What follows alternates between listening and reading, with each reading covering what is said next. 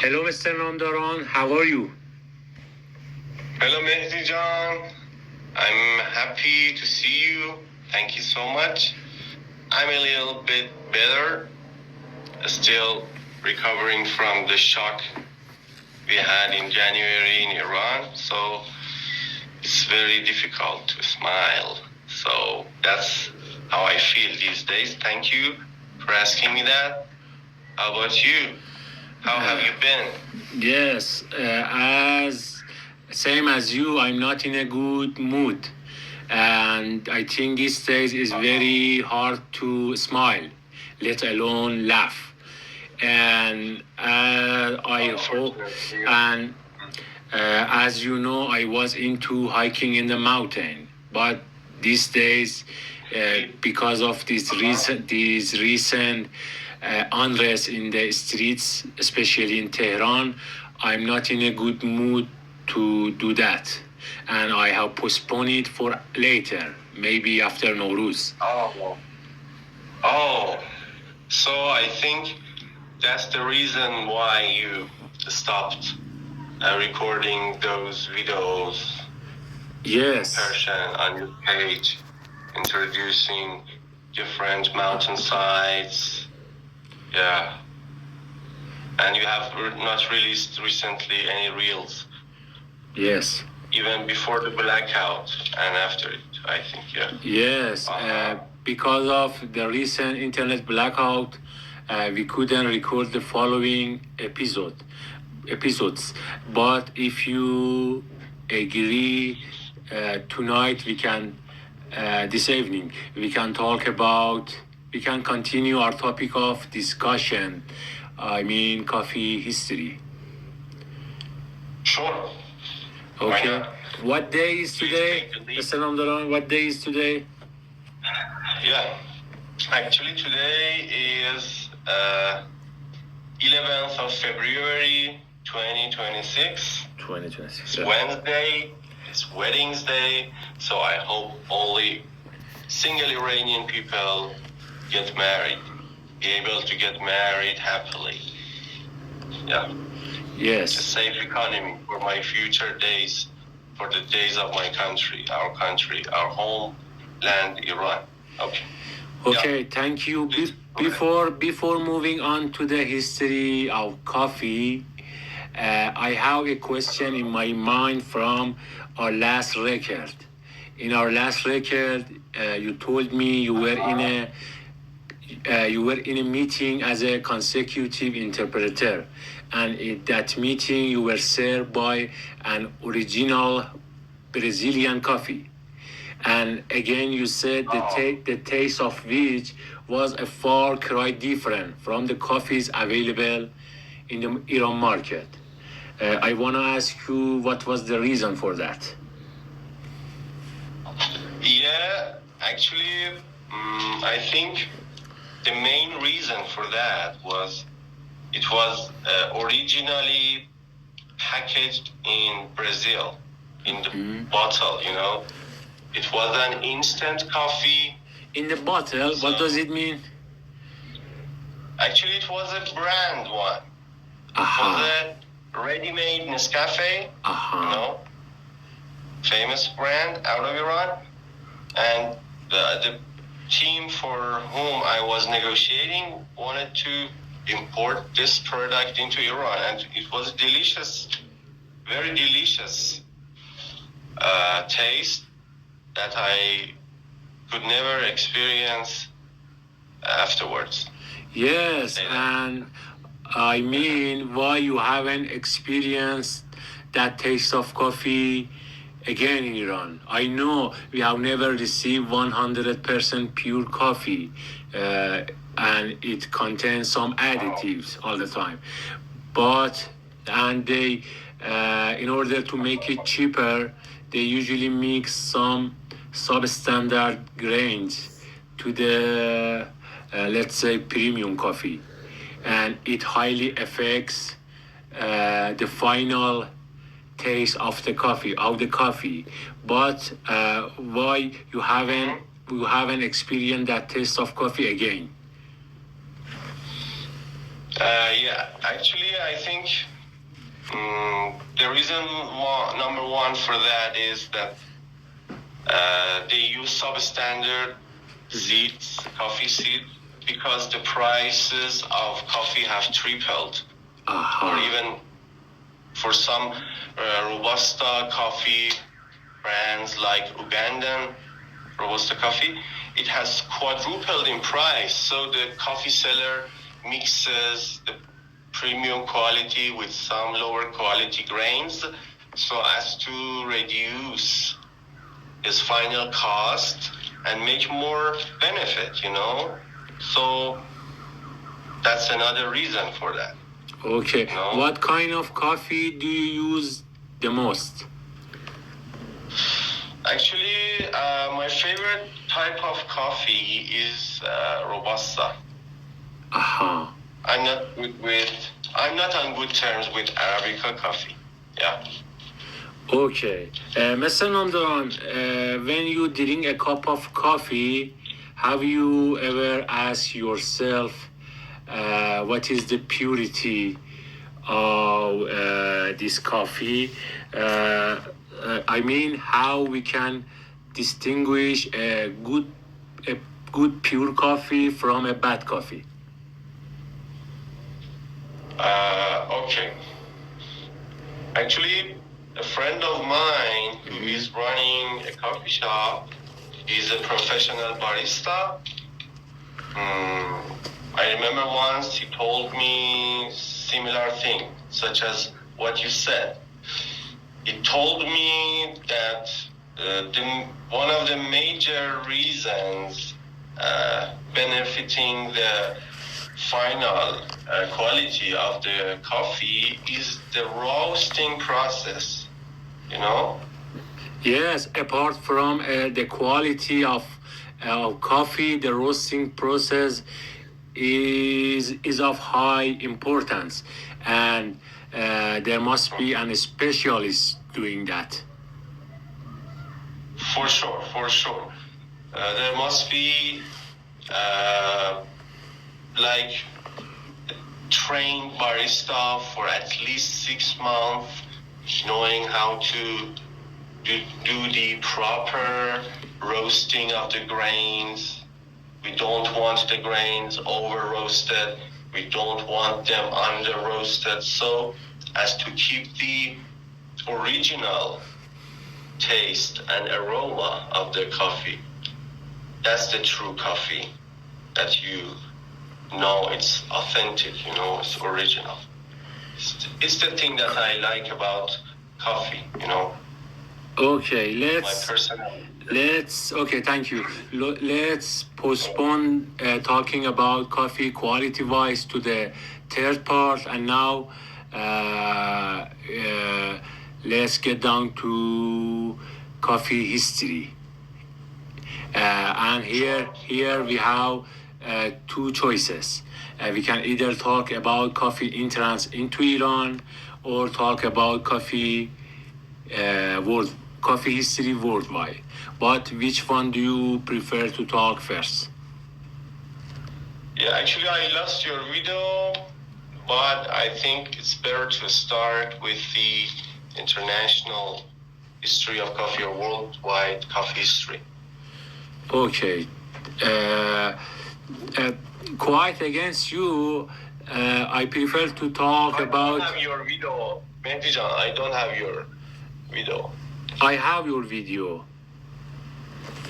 But I don't have yours. Oh, is it okay? Is it okay? Okay, thank you. Yeah. Quite against you, I prefer to talk about coffee entrance into Iran. And as we go forward, you will realize why I have made this choice. What do you think? Okay, so you take the challenge. Let's go ahead. Okay, thank you. Before moving on to the Safavids era, which I think it was the first time coffee was introduced to Iranian nation, to Iranian people as a gift to the royal family, I have a question. I have another question. Oh, thank you. Have you ever heard the term Qajari coffee? Yes, first I heard the term on a TV series called The British Briefcase, broadcast on Iranian national TV around 20 years ago or something. Yeah, I saw it there for the first time. My information regarding that is very limited, and what I have heard, whenever a gentleman caller wanted to marry a daughter of a rich family related to Qajari's dynasty, they invited him to the challenge of Qajari coffee. Could you provide us with some more information? Okay. Actually, Qajari coffee was a tradition practiced amongst the other families,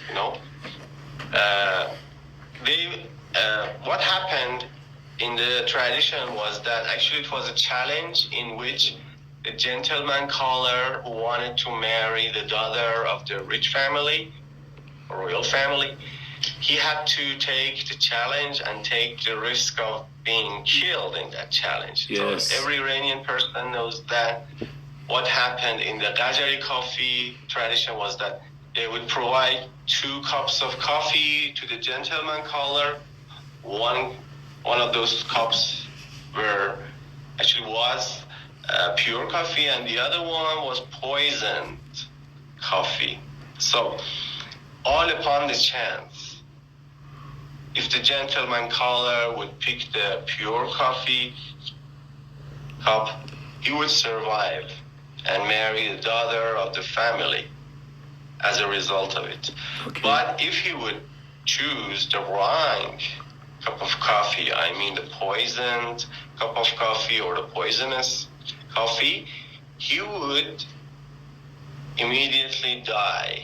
It was like the dueling challenge that existed in the Western world many years ago. Okay. I think it's not practiced anymore, and anyways, I think it was kind of ridiculous tradition.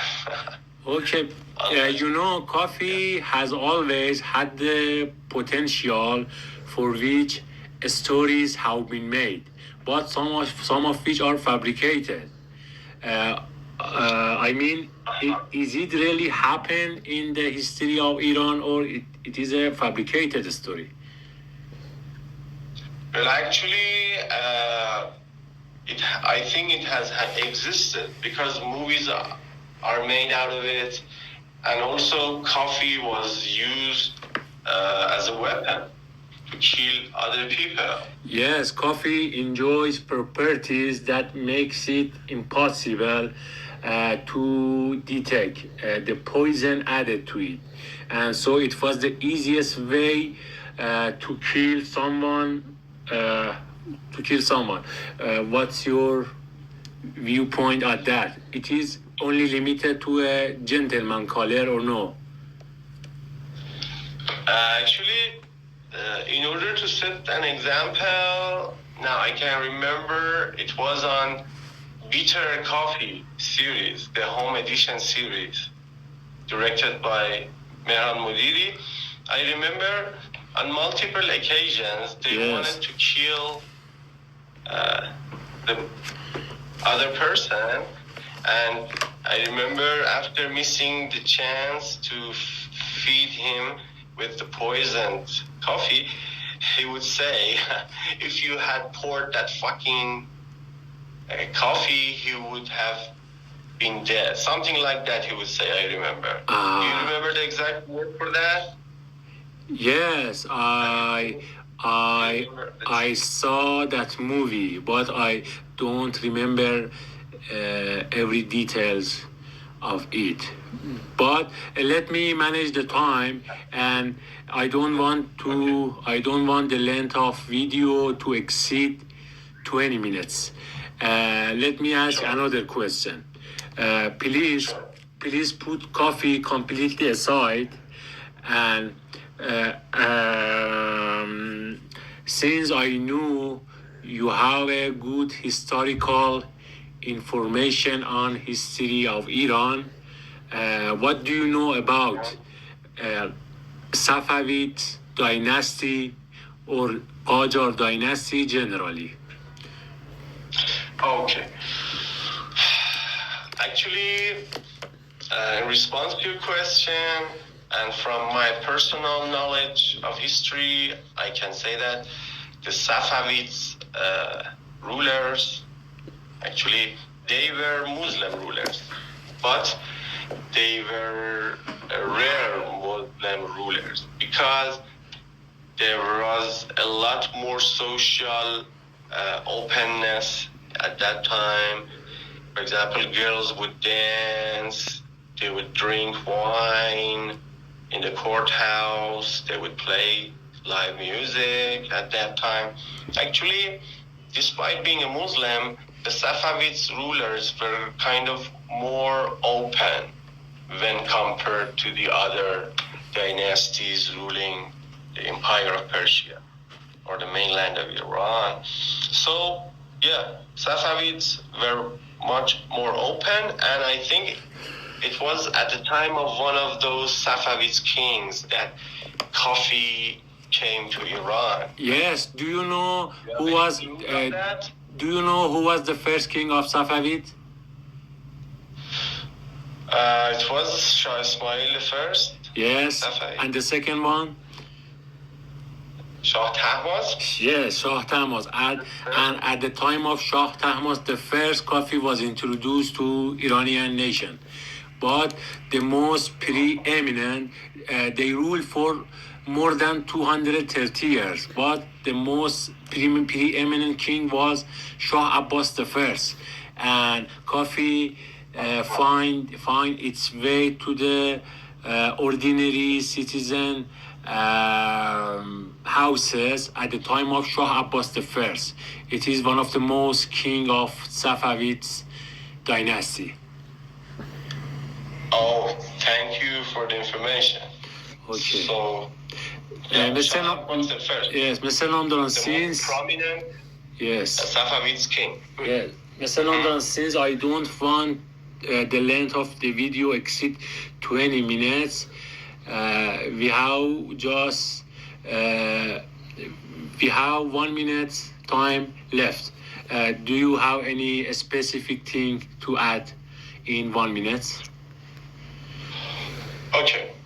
In order to wrap it up, I should say that we can talk about coffee for endless hours, non-stop. So let's talk about international coffee history. I mean world coffee history on our next episode.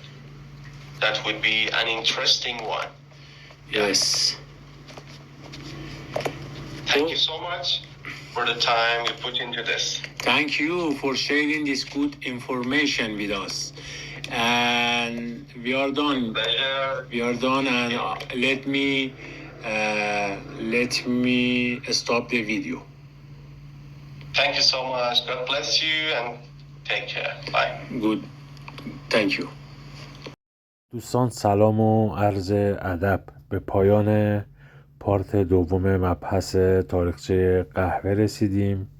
همونطور که مشاهده کردید در این پارت در مورد تاریخچه ورود قهوه به ایران از جمله سلسله صفوی و قهوه قجری یه سری صحبت ها کردیم. در پارت سوم در مورد تاریخچه جهانی قهوه و همچنین مشتقیات قهوه صحبت خواهیم کرد.